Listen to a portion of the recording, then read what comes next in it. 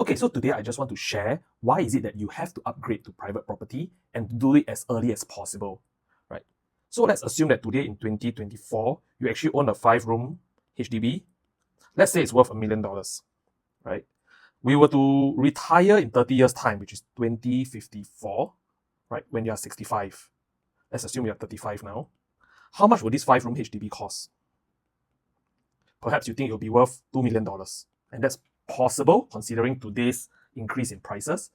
So at that point in time when you're 65 and you have a fully paid HDB, do you have sufficient for retirement?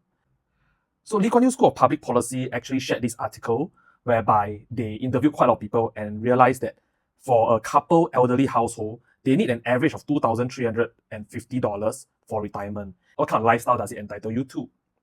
OCBC Bank also actually released a retirement survey whereby you can see it's also $2,300, the lowest retirement sum a month. And what does this actually give you? What kind of lifestyle? Eating at home, food court, hawker center, own and living in the HDB, which we already shared just now. Commute via public transport, buses, MRT. Going to treatments at polyclinic and government hospitals. No helper. And possibly only able to travel to regional areas 2 times a year. And this will cost you $2,300 per month in today's term. So how much is this $2,300 per month? How much does it cost in 30 years' time? Let's assume we use $2,300 a month, multiplied by 12 months, multiplied by 20 years. We need $552,000, but that is in today's term. What if we multiply it simply by inflation using CPF 2.5% as a gauge? So let's say we multiply this by 1, 2, 3, 4, 5, 6, 7, 8, 9, 10, 11, 12, 13, 14, 15, 16, 17, 18, 19, 20, 21, 22, 23, 24, 25, 26, 27, 28, 29, 30. So we can see that we actually need 1.16 million by the time we are at 65. So do we generally have this amount of savings by the time we are 65? If not, then what are the options that we can have? Of course, number one, we can continue to work. But is that really what we want, to work beyond 65? Number two, of course, we can possibly rely on children. That's provided you have children. And if you have children, we can also understand that in this 30 years time, you will actually have spent quite a lot on their life, their education, their upgrading and this and that. And do we want to put additional pressure on our children, knowing that most of us have been going through this before, where we have to support our parents and support our children at the same time. For those who have no children, then you are not even able to rely on this channel, right? And of course, thirdly, we call it right size. We can right size down to a smaller HDB and possibly cash out some of the amount. But if a 5-room HDB was at $2 million, let's say I want to cash out to a 3-room HDB in the same area, how much will this HDB possibly cost? Considering that the 5-room HDB is at $5 million, perhaps a 3-room HDB could be at 1.4 million. And here you can cash out 600K. We are still short.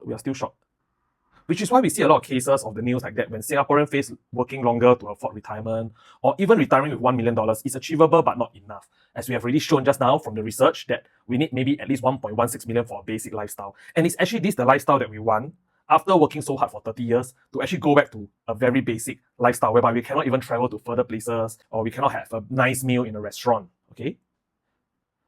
So obviously another alternative is at this stage where we are at 35 and we have a HDB, we can choose to upgrade to a private property.